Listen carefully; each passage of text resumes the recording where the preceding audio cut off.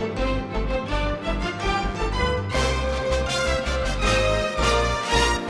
to order. Call.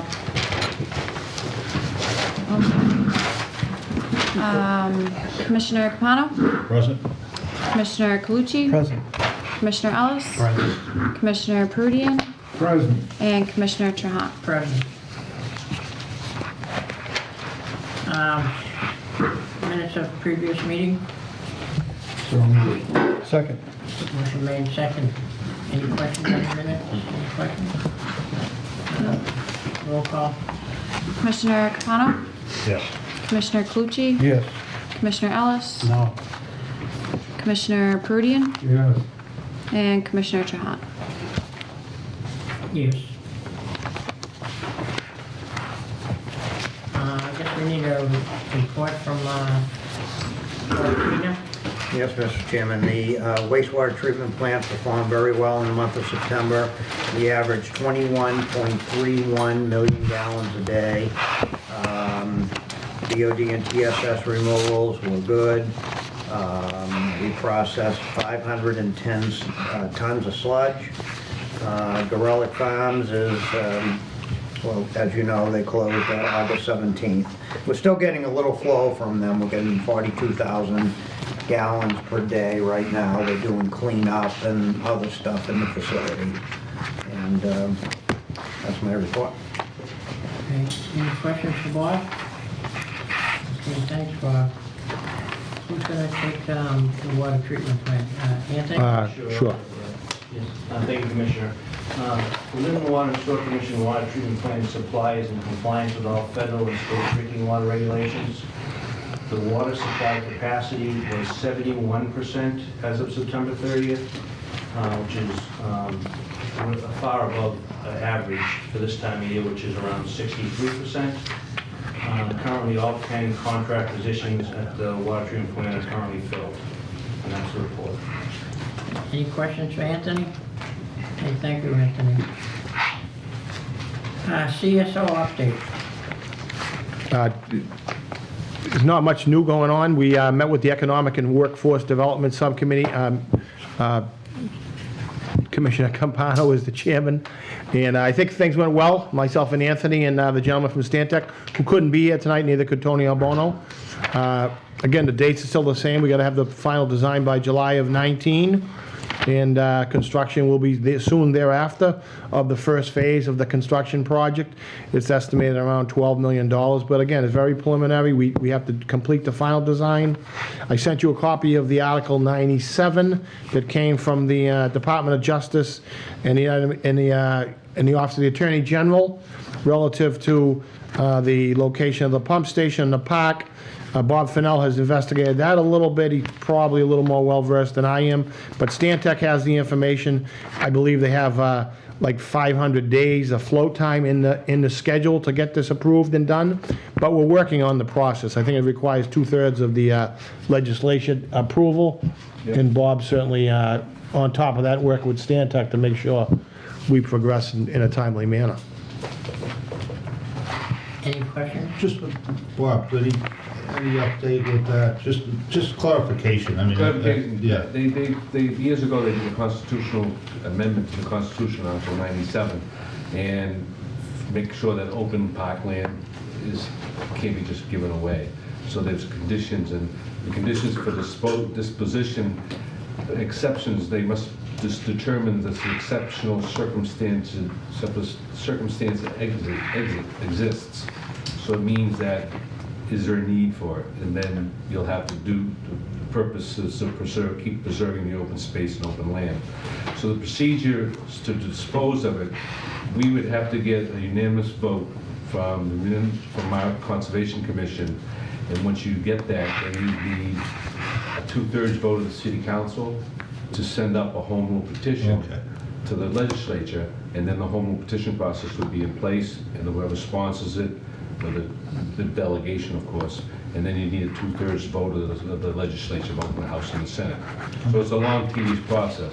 Way around it is we've looked at, Sam probably knows this case before, that there was a case where they fought Article 97, and there's a definition, the difference between a park and a playground. So it was considered a playground, we could get away with not going to the Article 97. Plus, you also have to look for other site, an alternative site, To in make case up for the Article space. 97 doesn't go through. So it's a process. But in our documents, our agreement, Preliminary design report. yeah, they've been provided for, and they're supposed to go through this process. That's doable, right? Yeah, I think so. We had the preliminary design report indicated the alternative location was gonna be the DPW yard. Right. But if you put the pump station DPW yard, then you have to get a big gravity pipe across the Linway somehow to the pump station and the pump out to the ocean. The other way, you put a smaller pipe to the pump station and a force main across the Linway, so Right. it's, Makes sense. Now, the other thing that we can do with that would be somewhat of an offset that we could look at is, usually when they do something like that directly adjacent, you do improvements. So like Lynn Tech, where I went to school, it's a field of grass. You know, you could go in, you could sod it with some artificial turf or something that's good for athletics, you know, maybe put a track, maybe put some sort of football grid, soccer, something like that in there, some real facilities, some real lighting so it can be used, you know, outside, you know, and they could actually have an athletic facility right there. And I think you'd want to look and see if there's any offset you can do like that. But usually you do bring improvements to the site we're not going to have a full footprint of that whole area. We don't need that much space. It's pretty small. right. Yeah. I think we do in fact have to replicate the land somehow, whether it's, I think Stantec's approach is what Dave Ellis just mentioned, is to, in lieu of having to acquire additional parkland somewhere else, we would do improvements on the park itself. It's a 6,000 square foot envelope that we need to take, but we probably don't need all of that. Most of the pump station will be below ground, so they can replicate the field on top of it. So that's probably the approach. The preliminary design report, that's what they mapped out that being the approach. We went in lieu of acquiring the land, yeah. Yeah, the 126 million gallon vault they're gonna make, that they're gonna cast in place there under the ground, will take a full day's flow out of the equation when we have flooding. So, and that's what we usually process through the plant on a regular day. So there could be some good benefits in having that capacity issue on the Linway for development taken care of, so that people can actually build and connect into a system. And not like people that are there now won't have to leave like Gorelick, that gets about 3 feet of overflows in their bay area. You know, they might have stayed if, you know, we had moved quicker, but that's not an option. This is where we are. But we'll be able to get good users down in that area. Any other questions?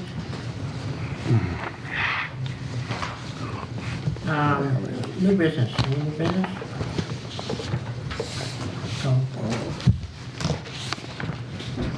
Some of the flooding that we've had in recent months has been historically unbelievable. We've been told by the EPA that to figure within our scope of work a 10-year period of a 3-foot rise in the sea level. And so that's only going to put more moisture in the atmosphere in the storms we're getting. So we have to get this one right. And we have to do the modeling right, and it's going to take a lot of work. But we have a great contractor team that has big capacity to do that. So I think we're headed in a good direction. One place we're lacking, though, I think, is the public input. I saw on the schedule we had, like, once again, during the holidays, at December is the only thing I could see for public input. Revere and other communities that have been under these consent decrees, they've had to do more public input. I think it would be valuable to get that input moving forward. So, and then in the process where we're doing a submittal to the parties in the consent decree, but we haven't really, as board members, gotten the information and been able to take part in the plan that's being presented here.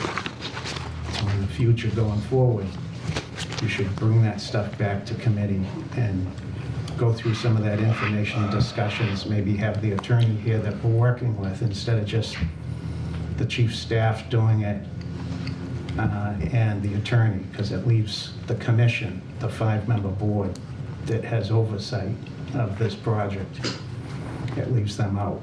In the past, when that was done, we ended up with a failed project. We don't want that to happen. So if you can continue to bring the correspondences to us, but when you're having meetings and like that, keep us informed. There may be some of us, like myself, that might want to attend with you, so I'm informed as a commissioner. Right, okay. Duly noted. All right, super. Yeah, I'm not, there is in the city of Lynn, the department heads have a flood mitigation committee that I'm a member of, Bob Fennell's a member of, Neil Johnson attended, someone from the mayor's office, so we're working on Paul Ricci, who's the emergency management director. He sort of runs the group, and someone from EDIC, no, not EDIC, someone from DPW's there, someone from ISD, someone, so there's different agencies on communication and public information and notices, and maybe blocking off roadways, so we're working, the police department and the fire department, of course, so it's a collaborative effort amongst all departments, and the fire department, emergency management guy is involved, so. Good, You know, good. and Bob attends, we can certainly keep you informed, but. Mr. Go Chairman, ahead, Dave. as part of the consent decree, we're required to have that documented on paper. It's our responsibility. So we just like Boston, that was put in as an example of one of those that has a safety plan and a working outline and has public meetings where departments like this get together and work together.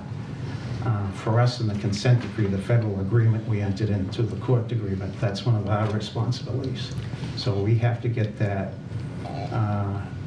documented in paper, readable, and be a committee of the Lynn Water and Sewer per the consent decree. And then we should work on getting resources for those departments that are involved, that, hey, the fire department needs this, and this one needs that, and work together as a team. Okay. So I think that maybe Duly the noted. contractor that's working on the other part of the project that worked on Boston's, Tony O, can probably help us with getting that legalized in a document that's acceptable to the court. Anything else? Motion to adjourn. Motion to adjourn right here. Oh, we passed that in the report. Favor? Aye. Carried. All right.